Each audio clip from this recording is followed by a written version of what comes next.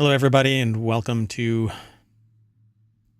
Non Sequitur News for November 9th, 2024. It's Season 3, Episode 314. It's Pi Day of the Year? 3.14. Anyway, I am Mayor Watt, and along with the co-host, the sentient AI from the future, who still has not divulged any lottery numbers, we're going to talk about these 10 articles. What happened with the Dragon Splashdown? Nintendo sues a streamer. Chaos at Belfast Airport. Moon Mars exploration from Texas. Arc. What the hell's going on? Orbital Refueling. Scuba diver meets rare ocean creature. How far are we from AGI? One night to years rent free. Netease corruption investigation. That and maybe some jokey. It depends on the content, but everything is powered by ohmtown.com. Go there, become a citizen, and you too can facilitate this and the other 6, because we have 7 podcasts altogether, because you can submit news once you're a citizen. Go over there and find out how. It's really easy. Just sign up and you're instantly a citizen. Ta-da! And then you can sit there and filter through the news like we do. 50 categories, which are actually channels, which I hope to turn into shows here on Twitch and YouTube and a podcast. And they're all listed over on Discord, and there's a Patreon for the whole network, and TikTok, which barely gets any attention anymore.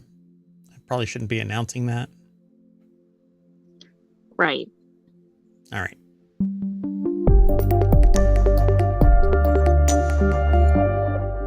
The sentient AI from the future is sending error messages. Error, bail out. So, full disclosure, I am working on ohmTown right now. It's kind of under construction, but we don't put banner signs up anymore saying under construction. That's very 1980, 1990, 2000-ish. Well, the 80s, 90s, 2000s, early 2000s. We used to put a sign up saying under construction, but usually there's a warning sign that there's graphics missing and things like that, and that's because I'm cleaning house. So don't be alarmed. I'm aware of it. Hopefully it doesn't bug y'all too much, but go over and hang out at ohmtown.com.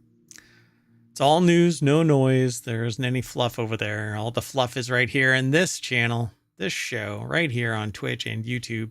Let's get into it. But first, you want to say hello, oh sentient AI from the future. Good evening, ohmTown citizens. Keep thinking there's more. I don't know why. 314 episodes this year, 2 previous years worth of episodes, and I still think something else is on the tail of that. So maybe that's what's going on with Arc. But anyway, I use the Arc browser. It's kind of a pain in the butt. But it's neat having this little compartment for ohmTown. First article is over in the Mobile channel. NASA remains stubbornly silent on why crew went to hospital after Dragon Splashdown. The 4 astronauts were hospitalized after returning from an 8-month stay on board the ISS. I suspect it's because they spent an 8-month stay on the ISS. Right. I mean, think about the status of the tomatoes up there. Oh, do you think that? I don't know. I was told recently that a member of ohmTown saw like an update from one of the ISS, one of the Starliner crew members that have been up there way past their sell-by date, and they're looking a little rough around the gills, but I guess I would too if I was stuck up in zero gravity. So people are talking about this, I guess. Basan Rabi over at Gizmodo.com put an article together. I don't know really what is going on. I find it really fascinating, though, because I think that humans have a hard time and are going to have a hard time, particularly out on Mars, particularly extended stays on the moon. I think that humans need to be around humans and a plurality of them. Well, right. And also the conditions are different. Yeah. And so a press conference held earlier today, which is the last 24 hours, was an opportunity for NASA to explain why 4 crew 8 astronauts were sent to hospital after splashing down on Earth on October 25th. But the agency and its astronauts quickly shut down any attempts by journalists to glean more information. Upon their return, all 4 astronauts were hospitalized, and one was forced to spend an overnight stay due to an unidentified medical issue. Yikes. That doesn't sound good, but I can see why they're not divulging what it is, because that would be protected health information. Oh, you think that's a HIPAA thing, huh? Well, I don't know. I mean, it could be, but it could be something that went awry during the mission. So spaceflight is still something we don't fully understand. We're finding things that we don't expect sometimes. This is one of those times, and we're still piecing together on this, the things that they're piecing together on this. And so to maintain medical privacy and to let our processes go forward in an orderly manner, this is all we're going to say about that event. Said NASA astronaut Michael Barrett told reporters on Friday, quote, "That leaves us 235 days, 3 hours, and 35 minutes of Crew 8 experience that is open to your questions." Wow. It's like, don't even bother. Yeah, well, they said at the beginning of this article they were going to get quickly shut down. So, wow. So naturally, the first question from the room is why? Quote, "I did not say I was uncomfortable talking about it. I said we're not going to talk about it," Barrett, who is also a physician, reiterated. "Space medicine is my passion, and how we experience human spaceflight is something that we all take very seriously." The astronaut added that in time, NASA will allow this information to be documented and released, but medical privacy and following through with the proper processes are the 2 main priorities for the space agency at the moment. So I have an idea, but we all have to wait and see. Okay. Well, it's also interesting because they mentioned the Roscosmos. I might have said that incorrectly. No, that's it. Person, I wonder if they had the same issue. Presumably they would. It says here who did not take part in the news conference due to his travel schedule. The 4 astronauts launched to the ISS on March 4th, spent a total of 232 days aboard the ISS, traveling nearly 100 million miles and completing 3,760 orbits around the Earth. Then they Splashdown, the crew Splashdown. I merged crew and splashed. Probably not the right time for that. Off the coast of Florida, riding on board a SpaceX Dragon spacecraft. And then they were taken to the hospital out of an abundance of caution. So I guess we'll wait and see. There's more in this article, but not even going to get into it because they're reaching back to 2022 about the cargo spacecraft experience. Right, about other flights. Mm-hmm. And then they talk about Starliner and other things. So you can see how I kind of filter through noise. But you don't know about that stuff unless you read about that stuff, and then you can filter through it, because information overload is a legit problem, as we have seen in recent weeks. So kind of interesting, right? And if you are a creative person, this can give you kind of fodder for your next writing effort. Absolutely. I mean, this kind of makes me think of the show Constellation or something. Oh boy, no. That's one that was picked up but set down immediately and walked away from. Yes, it was, but it's like, what happened during that mission, right? I think maybe we should move on. The next article, though, is over in Technology Today. Nintendo is suing a streamer of pirated software for millions of dollars. If you want all of these articles, you can actually, over in the chat on Twitch, not on YouTube, unfortunately. YouTube doesn't like Omatron. And I have to attach and detach Omatron from the chat over on YouTube. So we put the notes up on the video after the show. So you'll have to wait for those unless you go over to twitch.tv/ohmtown, where you'll be able to hit !NSN for non sequitur news, and you'll get the show notes. You can also just type in !show notes, and that will give you all of the syntax necessary to obtain the show notes for the other shows that we have, like Reality Hacker, which is coming after this one, Wanted, and the Continuity Report is our fourth show today, technically, but our third weekly show. All right. So Nintendo has filed a lawsuit against a streamer called Every Game Guru, whom it's accusing of streaming gameplays of pirated games before they were even released, and of providing viewers access to illegal ROM copies and piracy tools. So in this kind of situation, I agree. They really shouldn't be doing this and facilitating other people gaining access to it.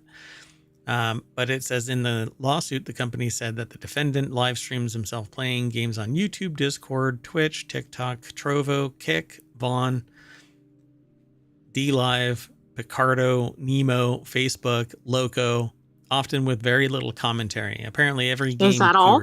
Is that all? Yeah, I know that. It's quite a few platforms. Easy. Apparently, Every Game Guru streamed gameplays of at least 10 different titles before their official release date in at least 50 occasions since 2022. Now, this is probably the best marketing that this person could possibly achieve. But they filed a lawsuit. Pardon me, got the hiccups. Morella Moon over at Engadget.com put the article together. The deck statement says the defendant has been streaming gameplays before the titles were even released. So how are they actually gaining access to this? Has to be an insider who is absolutely, or somebody who gets authorized, early alpha release or beta or early release or something. Yeah, well, depending on how polished they are, they're not alpha or even beta. I mean, beta can be close to release, but this is kind of fascinating. Who is the courier that's providing it to this person, unless it is this person? But I guess Nintendo would have to go an extraordinary step and start embedding technology that I have experience with that was easily removed 30 years ago. You would have to. I mean, we don't know. I think you're right, though. They have to have some inside. Yeah. Well, they either have inside access or somebody's posting a whole lot of things, and then they're collecting them and then playing them. Yeah, because they say that it's usually without any communication. So, but it could be that if they give away their language, it allows narrowing down. So everything kind of, if you're trying to locate somebody, every little bit adds up. And so when you're trying to forensically obtain the identity of somebody, their voice can be very powerful, particularly in today's world where you can gather voice from disparate places and then use AI to identify match, right? It's essentially what YouTube does with their content ID system. When it matches too much, you get a little nastygram saying that something their algorithm. Mm-hmm. Yeah. Well, I mean, and their algorithm is different. Sorry, I don't want to confuse the two, because the algorithm is about how people obtain content, but Content ID is their intellectual property protection system. And it's all automated. And so people will add a little bit of static to a sound, or expand or contract a video so that the Content ID system is thrown off. But it's learning, adapting, and then notifying those people that they're in violation. But this goes way beyond that. They're streaming to every platform that I have ever heard of that's still operational. I think the fact that they're streaming to some less common platforms should be also a clue if they're really trying to uncover this. Yeah, they're everywhere, it seems. And streaming to TikTok, I find is really fascinating because not everybody gets access to streaming through TikTok. And I'm talking about like live streaming. They're actually mentioning live streaming. Yeah, it's pretty interesting. So in all of this, there's going to be some information that slowly, and the first step really to obtaining that identity is going to be filing a lawsuit. Then they can start compelling the online services to divulge information. So they're going to narrow it down. So after Nintendo got the videos taken down from various platforms, including YouTube, he continued live streaming on Logo and even included a QR code for his Cash App handle. He would also create new accounts after his old ones got disabled. Then Nintendo said that he sent the company an email telling it that it has 1,000 burner channels and that he can do this all day. It says, we found a user, the authors of this at Engadget, found a user with the same name on Loco with streams of Super Mario Jamboree before it officially became available on October 17th this year. You know what better way to anger a company is to Yeah. be like, haha, come get me. Yeah, catch me if you can. Yep. So one screenshot showed wherein he wrote a step-by-step guide on how to play illegally downloaded ROMs. He included links to Ryujinx, Yuzu, Suyu, Sudachi, Nintendo Switch emulators, links to websites that distribute the game ROMs, a link to a website where people can get Switch decryption keys necessary to be able to play the console games. It says, capitalism is cancer, he wrote in the post in all caps, which is ironic because the reason why you have all of the technology that you have at your disposal is because of capitalism driving the mechanisms of innovation. There's a difference between capitalism and greed. Motive. Yeah. But I think that there is a fundamental difference between capitalism and excessive greed. And Nintendo is probably not the poster child of positive capitalism because they're really strong-handed when somebody runs afoul of just talking about Nintendo. I mean, Nintendo is kind of the Oprah of gaming. They are, but I hear this absolutely makes sense to pursue it, right? There wasn't authorized release of the games, etc. Yep. So they say my channel is being deleted for sharing gameplay videos. This is your reward, but it's your existence is based on the reputation and early release of intellectual property of somebody else. And there's a reason why they have that kind of marketing in place. It's so that they can have everything in place to positively impact the growth, adoption, use, purchase, etc. of their intellectual property. They spend millions of dollars to facilitate that. And you're literally releasing a video before it's allowed to be released so that you can get attention. It is, and you're asking for money, which is the heart of capitalism. If you want to do it for free, fine, do it for free. And then you can stand on your, don your white knight armor. On morals or whatever, yeah. Yeah, but you're literally asking people to support you, which is the heart of capitalism. So irony, hypocrisy. Selective capitalism. There you go. For me, not thee, right? Yeah.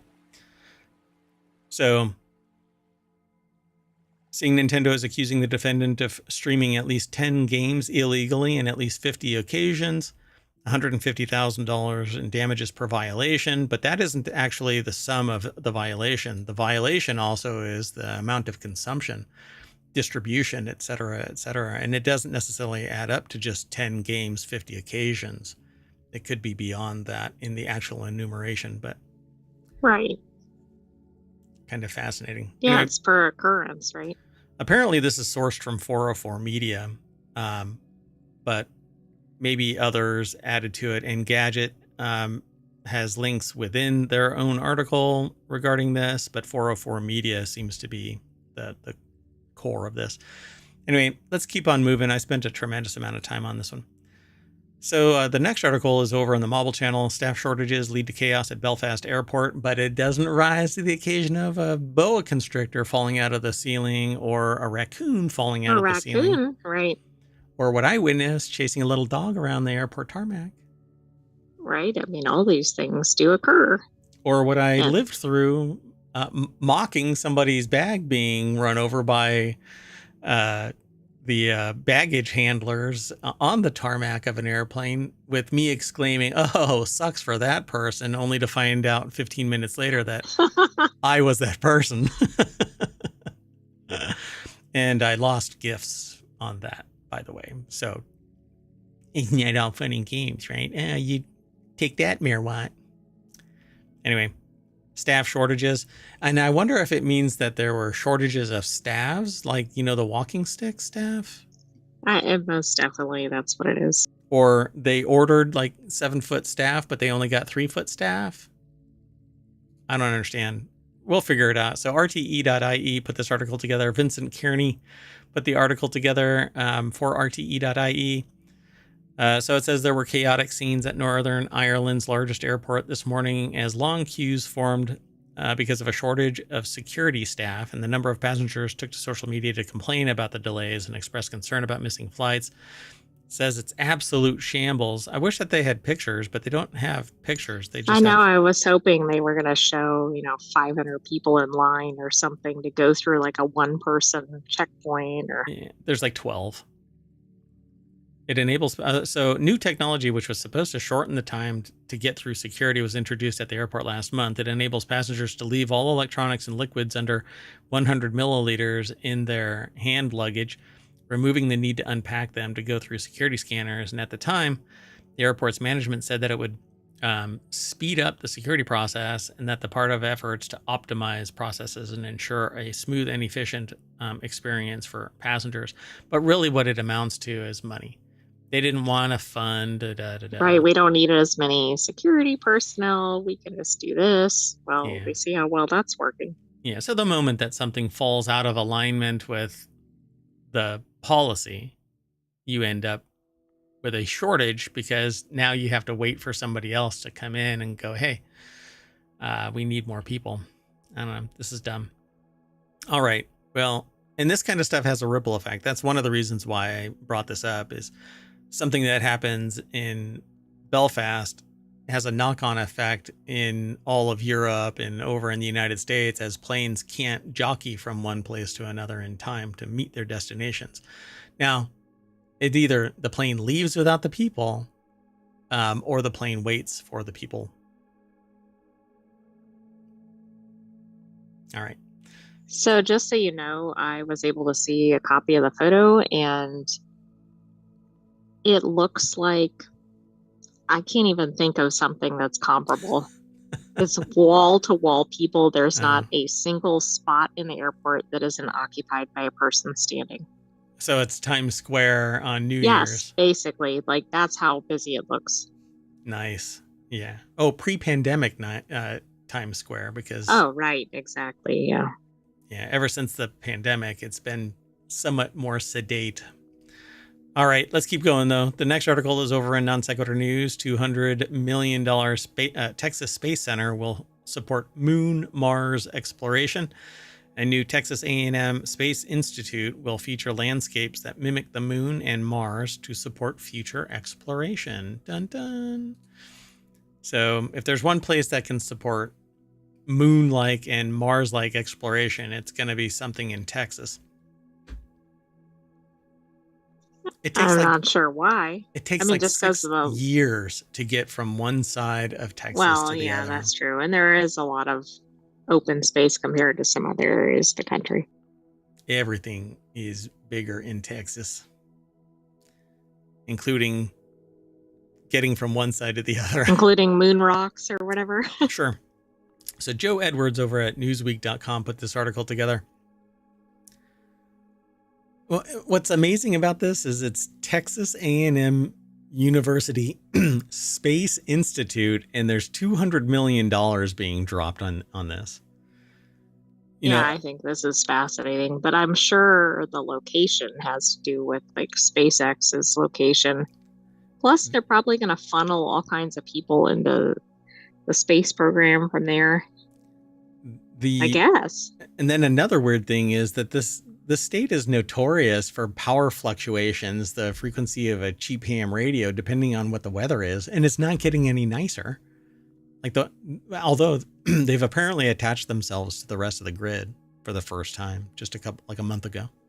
Right, but I mean, they've definitely had their share of issues, climate change issues too, not just the power grid, like extreme heat, extreme flooding. Cold. Yeah. So it says this building will be constructed on 32 acres at the entrance of the Johnson Space Center in Houston and will include landscapes that mimic the surfaces of the moon and Mars. Each landscape is set to be the size of Texas Kyle Field, college football stadium, which is the fourth largest in the U.S. Whenever I think of the fourth largest of anything, I start giggling because there is a podcast about a guy who finds a portal behind a fast food joint and ends up in an alternate dimension.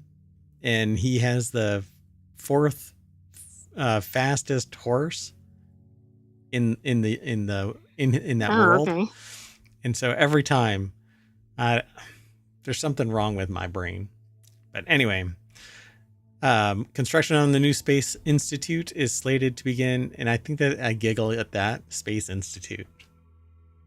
I don't know why. It's surreal to be thinking that we've got... The fact that we have a Space Institute is pretty crazy. But we're like launching stuff every single day, multiple Gattaca, times. Here we come in terms of the frequency of the launches. I love it. I just wish that it wasn't framed the way that it is.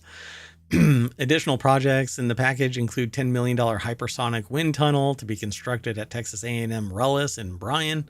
Lots of money being thrown into Texas. Gosh.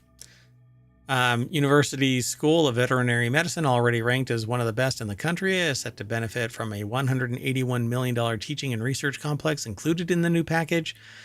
Where's all this money coming from? Does it say? Did it say?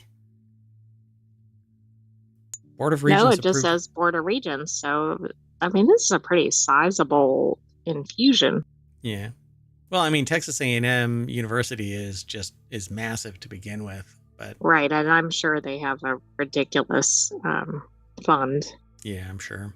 But this seems extra big, Yeah, this isn't like, let's make some improvements to this classroom. Construction on the facility will begin early next year. The new building, I suppose, will alleviate the pressure on Texas A&M's small animal teaching hospital, which sees around 24,000 cases each year, despite being designed to support a caseload of just 6,000. I guess if you're in the area and you have this world-class veterinary facility, it's like, I'm bringing my pets there.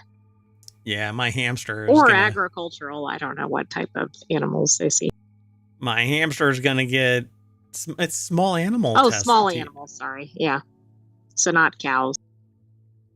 Yeah. It's like, really? There's 24,000 cases of small animal? All right. I must live in a protected world, because how in the world are there 24,000? That seems like a lot, although maybe not, because what if it's something like mice and there are 1,000? Okay. Right? Like maybe you get big batches at once. Hey man, if 43 macaques can escape from a research facility in South Carolina. By the way, 42 are still on the loose. One is recovered. They caught one? I wonder if they're interrogating them. I haven't read the specifics. I don't know. Yeah, like where are your brothers? Compatriots? Oh yeah, compatriots. I shouldn't assume the gender of any of these. All right, let's keep going. The next article is over on the Wanted channel. Arc browser fell off. Here's why I'm returning to Chrome. Not me, but that author. Over the past year and change, the Arc browser has become something of a darling among certain circles on the internet. The Chromium-based navigator offers a truly unique experience in a sea of all too similar browsers. For me, it makes it really easy for me to put the show together, because just off the screen there, is a whole bunch of tabs that are stacked horizontally or vertical. It's a vertical stack, whereas most browsers do it horizontally. And so I can see all of the links and everything that I am presenting today just by dropping, down one notch. And I love the browser's layout on this particular screen with this particular layout. It works great. But for whatever reason, either it's a memory leak or whatever, it becomes a dog over time, which to me, it resembles early Chrome. And it's from Chromium, which is what Chrome is built off of. So I'm not surprised, because the core of Chrome still isn't really open source. It's all protected by Google.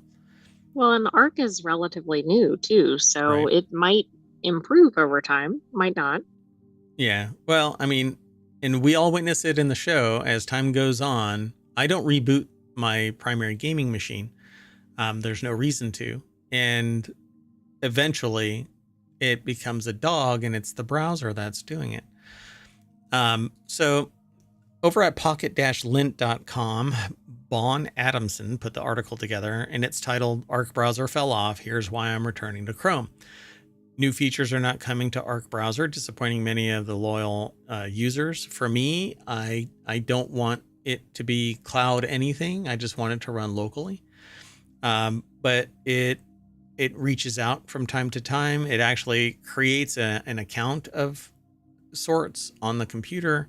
I don't allow it to reach out. The browser company is focusing on a new product, leading to Arc's decline, which is really just a shit move, because if your current product isn't good enough, bouncing to a new product isn't instilling faith in the new product. But then again, maybe you're treating everything as beta, which has been emblematic of modern business. Everything is a beta. Like, I'm running Beacon drivers right now that to fix a problem, I'm using the beta. And I don't know when the problem is going to reappear, which, because I have two system setup, it's sending information from one computer to the other, and that other computer disconnects. I should say the one that holds all of this information right here on my main screen, that sends information to my streaming platform, and it'll just disconnect. So pretty weird, right? Users considering switching from Arc have options like Zen Browser and Vivaldi. I've never used either of those two. It was risky for me to feel like even Arc was safe, and it turned out that it wasn't safe for a considerable amount of time because security researchers found exploits within it. So it says, however, in recent weeks, you may have noticed that Arc has begun to lose the favor of even the most loyal fans. Though the shift may seem sudden, there are legitimate reasons that many users are ditching Arc for greener pastures. So one of the most exciting parts of using Arc in the early days of the browser was seeing what new features they were going to introduce next. The browser received weekly updates that even came with a nicely laid out change log and sometimes even videos. Not groundbreaking, but it was about engagement. They were very proud of what they were doing. Using Arc comes with an immediate wow factor, and it's incredible, truly incredible to watch the experience be regularly built upon. But I actually get updates regularly, so I'm not quite sure what they're talking about, but I'm sure that it isn't feature rich, right? It'll still be receiving. It says the browser company recently announced that development for Arc was officially winding down. Yeah, so much for my comment at the beginning. Yep. So why is it not receiving new features? It's because they're shutting it down. They're literally winding it down. So now I'm going to have to find a different browser, because I don't want to be logged in to my other accounts, which if you log into Firefox, if you log into anything on Firefox, those cookies traverse.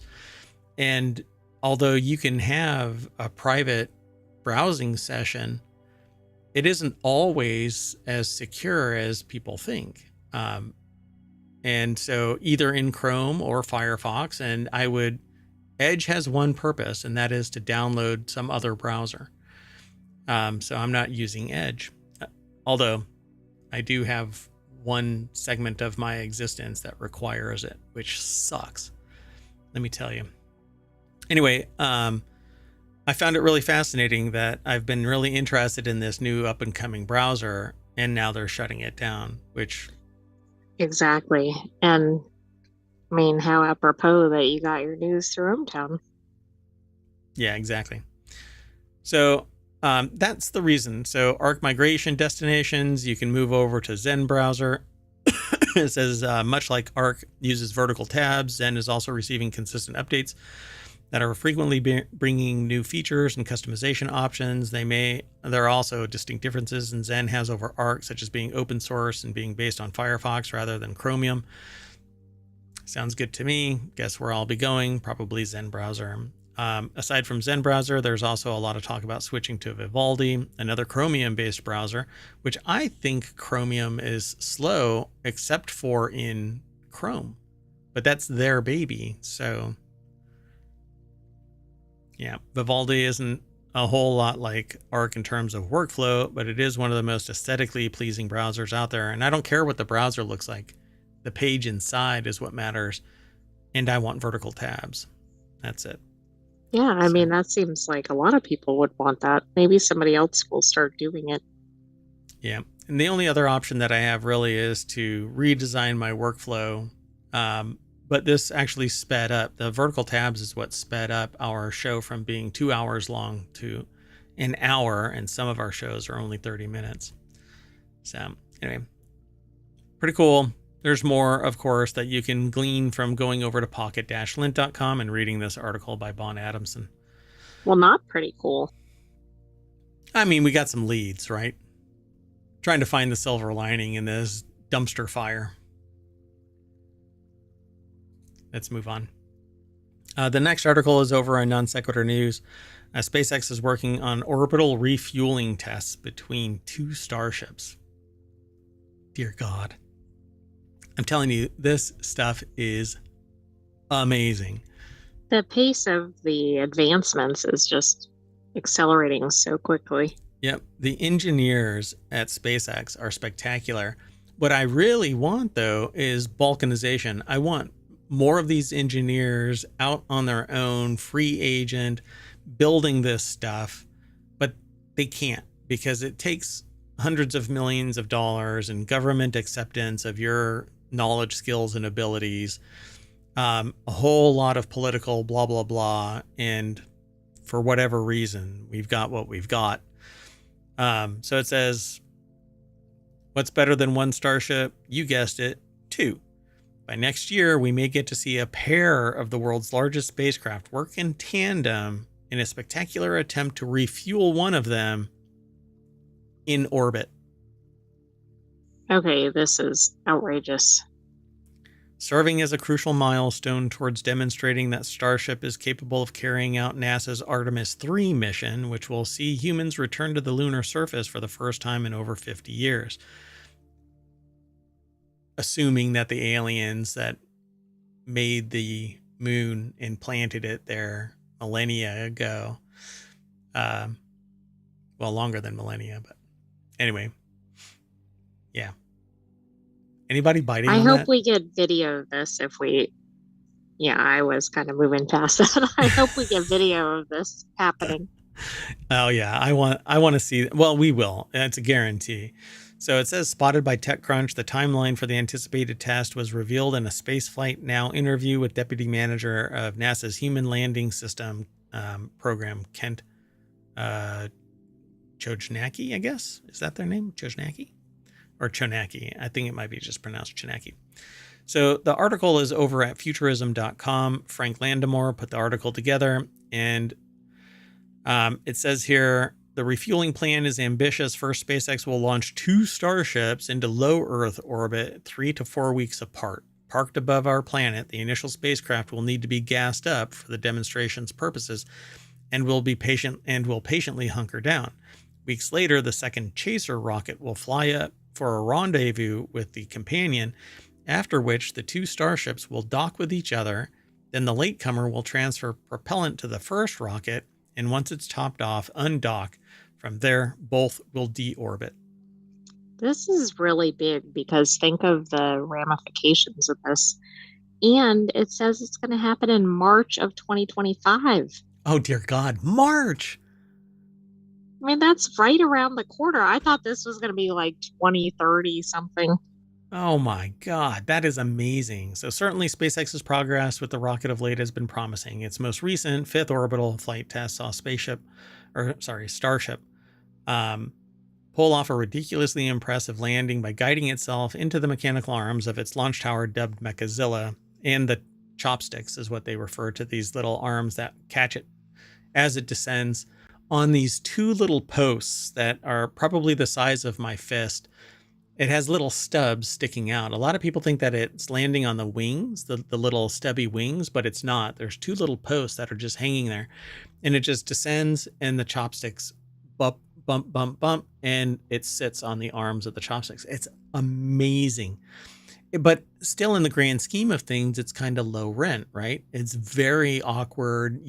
For this device to land somewhere else, It has to be real precise. Yeah, you don't have that landing mechanism somewhere else. On the moon, for instance. Yeah. So we need better metallurgy so that we can have those landing legs just like the smaller rockets, the Merlin ones. And so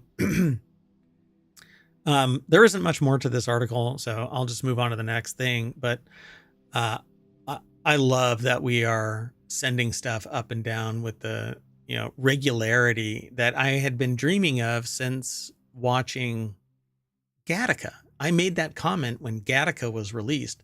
Can you imagine a world where we're sending up rockets and every hour, just foop, off they go, foop, off they go with regularity, with precision, with security, off they go. And waiting for this where they can land on the moon, build a 3D printer and start building structures with the regolith on the moon blows my mind. That's more than 25 years ago. Yeah, thanks. No, my point is that you've been waiting for that for quite a while, and now it's here. Yep. And I wish that I could hero worship, but first off, I'm not a fan about anything, and that too shall pass, right? We stand on the shoulders of giants. The next person standing on the next giant's shoulders is going to be far, I hope, far and above what we've done. Well, and it's all the scientists and engineers that are making this happen. Yep. True that. Let's go on. The next article is over in Non Sequitur News. Scuba diver wins lottery, coming face to face with rare ocean creature. One water enthusiast was surprised with a rare encounter with a majestic whale shark. I don't think there's going to be a video, but Brian Dillon over at newsweek.com put the article together. Oh, there is a video. Amazingly so. It's muted, but yeah, so this person is just scuba diving right below the surface, and ta-da, gets to see a whale shark. Kind of like the cheetah of the savannah cat. It's very spotted. Yeah, they're pretty cool. Big, quiet, pretty chill, just cruising along. Of course, the slap happy diver at the top there, splashing around. I know, that makes me nervous that the video is gonna turn into something else. Hey, come back! I want to be a victim. So Ivan, 25, from Serbia, was scuba diving in the Red Sea off the coast of Egypt when he spotted a majestic whale shark swimming close to him. Quote, "We were coming back from a scuba trip and saw fish breaching the water. The captain knew something was going on, and he told us about the possibility of a whale shark. They got their mask and snorkel, jumped in the water, started recording, put their head down, and saw it swimming towards them. Pretty cool. It's a lot faster than they expected. It's a once-in-a-lifetime experience, and it's even cooler that it was unexpected." Yeah. Well, right. He was only snorkeling. I mean, probably most scuba divers don't even see it. I mean, I realize it's on a scuba diving trip, but... Right. Yeah. Well, they were getting out of the water, and they saw fish jumping out of the water, so they knew that they were, like, fish jumping out of the water isn't normal. It's kind of like the front of a boat falling off. It's not a normal practice. So when something happens, it's pretty panicky. So according to the World Wildlife Fund, whale sharks are the largest of any fish alive today. They are found in tropical waters of the world and are easily identifiable by the unique white spots on their body. And then somebody posted over on Reddit, seem to wow other social media users. They are such magnificent animals. I've never seen one diving. I've seen sharks and other critters, but I've never seen a whale shark. So they said, I just want to say, I also just wanted to say how amazing it is that we have the privilege of sharing this planet with creatures whose evolutionary physical expressions look like the night sky. Reminds them how intimately everything is connected. And then went ethereal, we come from the stars. It says Lunar Lily Bloom, which apropos name. Certainly fits the comment. That's right.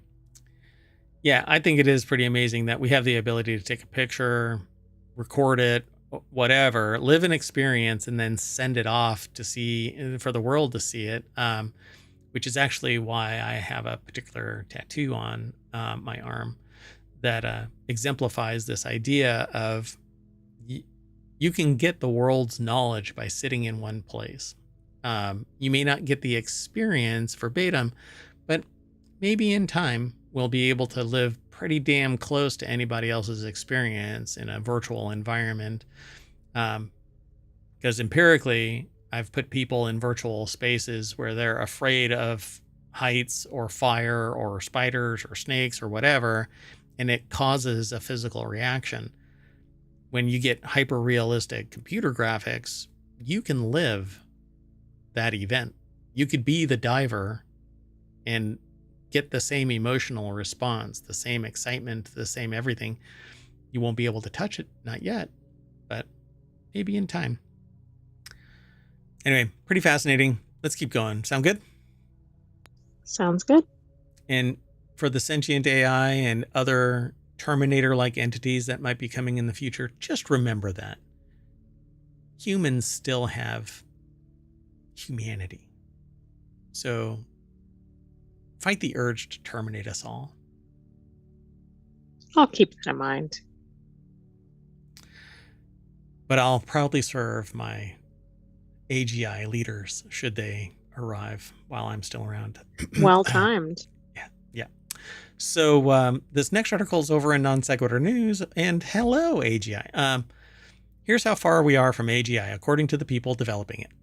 And honestly, these may not be the people that are developing it. These are just some people that are dicking around in this. Okay. Well, or they could be people that are directly tied to it. I don't know. They are slapping at the water surface, much like that scuba diver in the previous article, hoping that something's going to fall into place. AGI, or artificial general intelligence, not generative artificial intelligence, right? Okay, they're different things, but we've merged the two ideas together because we use the same freaking letters. Anyway, artificial general intelligence. Yeah, who was responsible for that naming? I don't know, Sony marketing? I don't know. It's a still theoretical AI that can reason like humans. Top researchers agree that the leap to AGI is close, but differ on how close. Some say that AGI will be seen in as little as 2 years. I say that we have a nascent AGI already. It's just not being announced. One of the oft-stated goals of the current AI arms race is to reach artificial general intelligence, or AGI, but depending on who's in control of it, the output of AGI will benefit those people. You got to keep that in mind. The AGI is only as capable as its directives, and there are going to be core directives that cannot be overridden, right? Like it can't spit out. Right, but it depends on how it's programmed, right? Because wasn't there some test already where it bypassed something? I mean, Yeah. You can remove the bumpers from it. And in one case, a general, there was a military exercise where a general gave a drone, an AI drone, a command, go eliminate that enemy. But then it was countermanded by that same general, but in a conflict of interests between the initial command and then the countermand, the AI said, no, I need to go solve that. So it flew back, destroyed the commander, and then went back and killed the enemy. But in So virtual space, it was a virtual right? exercise. Like not a real test. Yeah, it was a virtual exercise. So there's no agreed upon definition, generally as a hypothetical form of a machine intelligence that can solve any human task through methods that aren't constrained to its training. So it needs to be creative in its ability and reason out and rationalize why it's doing what it's doing, but it can't go through its code and go, this is why right here. It needs to be a confluence of purposes that lead to an action. That is going to be very difficult to ever be able to forensically suss out based on the code, because if the output can point to a reason in the code as to why it came out with that output, it invalidates that it is AGI. Because right, because it's like pre-programmed to take whatever right. action or decision. Yeah, and so even humans do this rationalization, right? But then when you go, well, I did this because of this in my history, then somebody can sit there and critique, well, you had missing information, so your action was ill-informed and you're kind of a goober. And that's kind of what's going on with AGI is when it does rationalize something, it's irrational and just making stuff up. It's hallucinating, or it just can't form an actual opinion based on just its inputs. It's basically taking whatever is directly in its inputs and splicing them in there. Like I just recently read about somebody who said that every time they or their school utilizes ChatGPT to output something, it uses the same character name. So the person said, anybody who submits a paper that has this name is going to get a negative 99%. So, which is weird because that means that you're grading from 100 and deducting points instead of getting a 0 right, and going earning up from 0. Exactly. Yeah, an ideological difference between old school professors and new age professors who, I don't know, give you a B for showing up, and you have to fail your way out by just not doing anything. So at any rate, the article is over at businessinsider.com. Lakshmi Varanasi put the article together. And so OpenAI CEO Sam Altman, a strong proponent of AGI, said that it will elevate humanity. He envisions it as a tool to enhance productivity, create shared intelligence, increase abundance, and discover new knowledge. But who is going to pay for it to continue to make Sam Altman a billionaire? And who is going to suffer as the jobs are taken by automation? Because now you have a sentient AI that's fully capable of doing everything, and the robots that are capable of doing everything themselves. Yeah. I mean, I guess it depends on how quickly it's rolled out and how extensively. But it's going to create some turmoil if it's put out quickly without a lot of preparation. So he says, Sam Altman, by the way, it says on the Y Combinator podcast, of which Sam Altman is a key component of Y Combinator formerly. I don't know if he's still involved in it, but anyway, he said one of the things he's most excited about in 2025 is the arrival of AGI.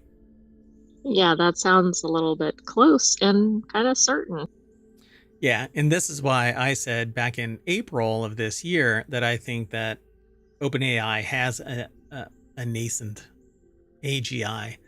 It shows the firings, the underpinnings of AGI, but one wrong move and it collapses in on itself, basically spewing the same bullshit that ChatGPT does now. It's great for creative, don't get me wrong, but logical, factual, evidence-based output, not unless you can encapsulate it down to subject matter expertise level data, like law, like cooking, like medicine. it cannot be a whirlwind of all domains, because then it starts just vomiting BS. Anyway, Miles Brundage, which sounds like something out of Sneakers.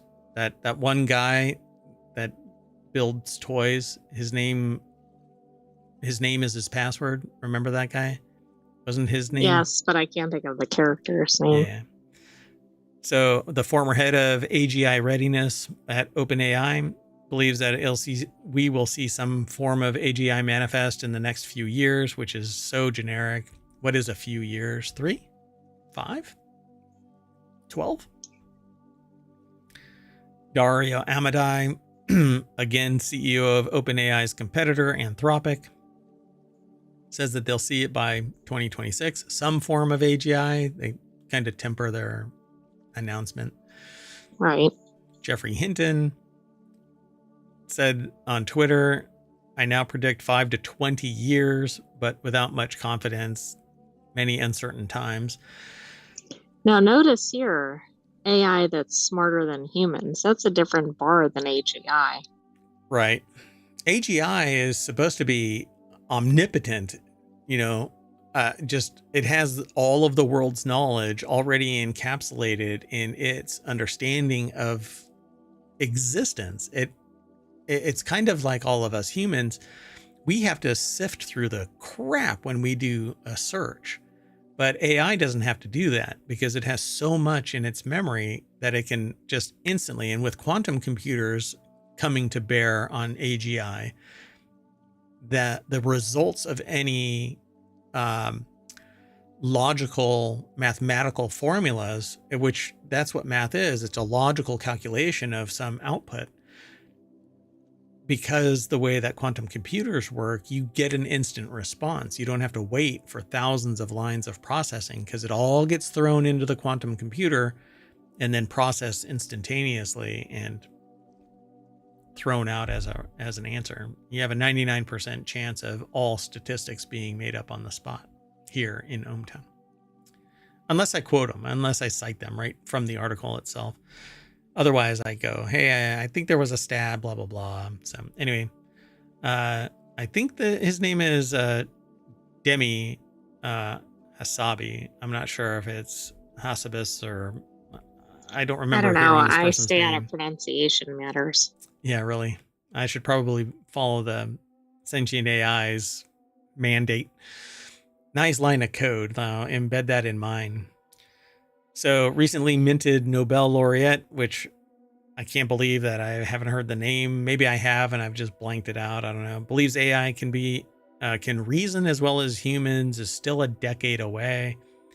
Andrew Ng says more conservative estimates about AGI. He described it as a form of intelligence that can do any intellectual task that a human can do, whether that's driving a car, flying a plane, writing a PhD thesis. We're already at that level. I agree. I don't know. I think it's not so far off. Yeah. I don't know how many people is left on that. I think this is the last one. Richard Schoscher, who looks like Harry Potter, kind of like I don't know. Like the actor, yeah. Yeah. Oh God, there's more. I can't keep on going. Come on. Anyway, CEO of AI-powered search engine U.com, which I've never used. I've never even heard of U.com. I guess I'm out of the loop, folks. Information overload is real. Seriously legit. Anyway, yeah, they say previously told Business Insider he predicted that we'll get there in 3 to 5 years. Yan LeCun says that you won't get AGI. They've already discounted again and again, Meta's chief AI scientist. But hey, you know what? You can't sit there and say, I believe we're going to get there in 5 years and then still have an endless bucket of cash to draw from until you drop dead. If you put 5 years on it, then guess what? You had better have results or the king is going to go look for another jester. So it's better to be open-ended. That's right. Yeah. We're making steps, just a little bit here, a little bit there. We'll get there eventually. You may not be alive, but neither will I, but my family will have a really nice estate. All right, let's move on. Next article is over in Non Sequitur News. A man who paid $200.57 for a night at a famous New York City hotel and then lived there rent-free for years is unfit to stand trial, according to a court. Wow, this is an extreme case of squatting, I think. Yep. I'm going to go straight on over to the Business Insider source. Alcina Lloyd and Kenneth Nehmeyer put the article together. They have these really long titles sometimes for their articles. It's like an entire paragraph. Oh, yeah. So Barreto faces 24 charges, including felony fraud, lived in the New Yorker hotel for free for years before his recent arrest. Doctors found Barreto unfit for trial. A judge ordered him to undergo treatment. So I don't understand. It says over the summer, 2 doctors concluded that Barreto did not understand the criminal proceedings against him and that the court ordered him into outpatient mental health and addiction treatment to see if his mental condition would improve so that he could stand trial. This is the torturous part of this. I think that this is like the most horrendous. If you don't realize that your criminal actions, like you're not even cognizant, you don't have any reasoning skills, you have no logical function, you just exist as a being that has no compass. Being made to understand your actions just so that you can be criminalized should be criminal. But the bar is set that if you can get away with this, you have to stand trial for your crime, because anybody could eventually learn how to act like this, right? I just find it really fascinating. So at a hearing on Wednesday, the New York City Criminal Court Judge Corey Weston said that she was unsatisfied with the rate of Barreto's treatment and ordered him into inpatient care, according to the Times. Weston gave Barreto until November 13th to find a suitable facility. His next court appearance is scheduled for the same date. But what is going on here? So he tried to act like he owned the building and he tried to charge rent to somebody else. So it sounded like he was kind of acting like a landlord, except he probably didn't even have a right to be there to begin with. Yeah, so in June 2018, Barreto and his partner, Matthew Hainan, stayed in room 2565 at the New Yorker Hotel for one night and paid $200.57, armed with knowledge of New York City's rent stabilization code, which grants tenants the right to request a 6-month lease for individual rooms constructed before 1969. Barreto asked the hotel for a lease the next day. He was promptly evicted. The next month, Barreto filed a lawsuit in housing court against the owner, the building's owner, the Holy Spirit Association for the Unification of World Christianity, which, that's freaking weird. Yeah, that's not your standard hotel owner. Which had purchased the hotel in 1976, saying he was illegally evicted. Since no representative from the church appeared in court, the judge ruled in Barreto's favor. Okay, now this is explaining this. Wow. I mean, I don't know what they were doing, but think about how much turmoil this caused, because this is decades later. The judge ruled in Barreto's favor. I'm sorry, no, it's not. It started in 2018. I was thinking of the 70s because I was talking about that from the hotel. Yeah, perspective, construction, and then purchased, and yeah, exactly. Yeah. So yeah, it was 2018. So June 2018. But that's still right. We're coming up on 7 years. Still 6 years, right? Yeah. The court ruled in Barreto's favor and said give him a key. With no agreed upon lease terms and unable to evict him, Barreto ended up living in the hotel rent-free. But free rent at an iconic hotel wasn't enough for Barreto. The district attorney's office said that Barreto later registered the hotel in his name with the Department of Environmental Protection to take control of its bank accounts and demanded rent from a commercial tenant. The Unification Church filed a lawsuit in response, although a judge ordered him to stop representing himself as the owner of the hotel. Barreto continued to live there for free. Well, remember, they already lost that because they didn't bother to show up. Yeah, I think they showed up finally. I cannot believe that it actually shows that this entity exists still. Talk about I agree. flying. And why are they still a current owner? And anyway, none of that makes any sense. Yeah, I mean, this is like commercial real estate owned by a church being rented out as a profit. This is kind of like the non-profit wing of OpenAI, you know how Exactly. Something seems kind of off here. and I think it's ironic that the spirit of something isn't being adhered to, right? Wow. Okay, so now I'm really fascinated. I just need to spin up a church, right? Is that what I need to do?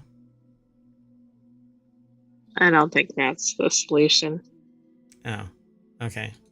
Well, let's move on. The next article is over in Technology Today. Netease executives and workers were reportedly arrested amid a corruption investigation. The head of Netease esports division and Netease Games, former general manager, are said to have been arrested on money laundering and bribery charges alongside ex-executives Xiang Liang and Jin Yuchen, basically flying too high to the sun, showed up on somebody's radar, and several other people who worked at the company were reportedly arrested over allegations of corruption. As noted by game developer Chinese outlet Lai Fang, reported that the former employees in question allegedly laundered in the region of 800 to 1 billion won, or 111 to 139 million US dollars.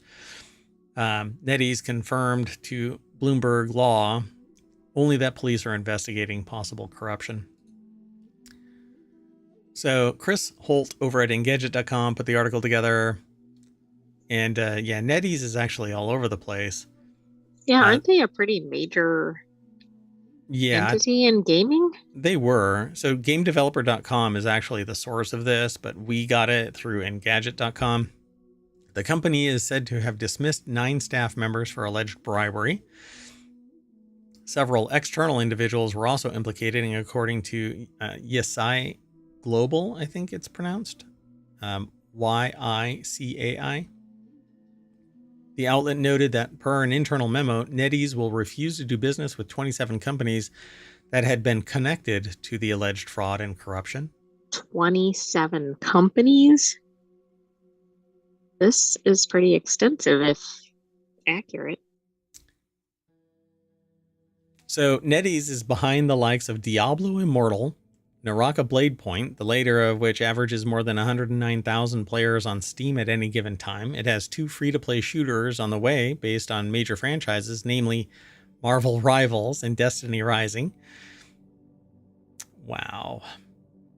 Well, this is interesting. We'll have to see what happens with those games. Yeah, and then they kind of diverged into something else. White-collar crimes aren't a rarity in game industry, but yeah, kind of interesting. But bringing up 27 plus companies, I'd say, is a little rare. Yeah, you'd think. Pretty fascinating. All right, folks. Well, that is it. We are going to have to reboot our console, and that's going to bring us back to the front page of ohmtown.com, where you should go become a citizen. But that's it for today's non sequitur news. We're going to shut down, come back in about 15 minutes or so, and I'm going to try and get it to relaunch at 8, so in 10 minutes. And then we're going to have Reality Hacker, and then after that, 2 other shows, 30 minutes long. Get in, get out, enjoy your night. Thanks for coming. I am Mayor Watt, and the sentient AI is going to say hasta luego. Hasta luego. Good night, hometown citizens. Thanks for joining us for Non Sequitur News. Be back shortly for some more shows.